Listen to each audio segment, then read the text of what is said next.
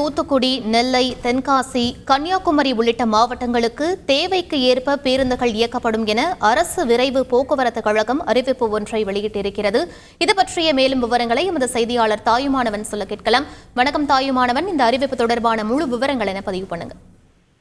குமரிக்கடல் பகுதியில் நிலவக்கூடிய வளிமண்டல கீழடுக்கு சுழற்சி காரணமாக தொடர்ச்சியாக தென் மாவட்டங்கள்ல அதிகனமழை என்பது கொட்டி தீர்த்து வருகிறது. இதன் காரணமாக தென் மாவட்டங்களில் பெரும்பாலான பகுதிகளில் வெள்ள நீரானது முழுமையாக சூழ்ந்திருக்கக்கூடிய நிலையில் பொது போக்குவரத்து என்பது ஒரு கேள்விக்குறியாக மாறியிருக்கிறது.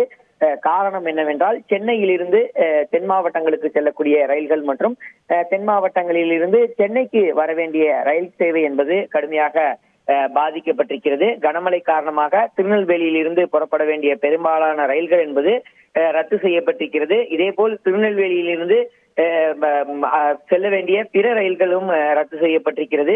இந்த நிலையில்தான் பிற ஊர்களில் இருந்து திருநெல்வேலிக்கு செல்லக்கூடிய பெரும்பாலான ரயில்கள் பகுதியாக ரத்து செய்யப்பட்டு விருதுநகர் மற்றும் சாத்தூர் ரயில் நிலையத்துல நிறுத்தப்பட்டு அங்கிருந்தே மறுமார்க்கத்துல புறப்படும் என தகவல் என்பது வெளியாகி இருக்கிறது.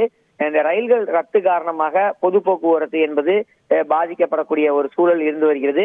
இந்த நிலையில்தான் சென்னையில் இருந்து தூத்துக்குடி, திருநெல்வேலி, தென்காசி, கன்னியாகுமரி ஆகிய 4 மாவட்டங்களுக்கு தேவைக்கேற்ப பேருந்துகள் இயக்க நடவடிக்கை எடுக்கப்படும் என அரசு விரைவு போக்குவரத்து கழகத்தின் சார்பில் அறிவிப்பு என்பது வெளியிடப்பட்டிருக்கிறது. சென்னையிலிருந்து பேருந்துகளுடைய இயக்கம் என்பது மேற்கொள்ளப்பட இருப்பதாக தகவல்கள் என்பது வெளியிடப்பட்டிருக்கிறது. தொடர்ச்சியாக தாமிரபரணி ஆற்றுல வெள்ளப்பெருக்கு என்பது ஏற்பட்டிருக்கக்கூடிய நிலையில் பெரும்பாலான பகுதிகளில் வெள்ள நீர் தேங்கி புகுந்து செல்வதன் காரணமாக பல இடங்கள்ல போக்குவரத்து பாதிப்பும் ஏற்பட்டிருக்கிறது. இந்த நிலையில்தான் தேவைக்கேற்ப பேருந்துகள் இயக்கப்படும் என அறிவிப்பு என்பது வெளியிடப்பட்டிருக்கிறது. விவரங்களுக்கு நன்றி தாயுமானவன்.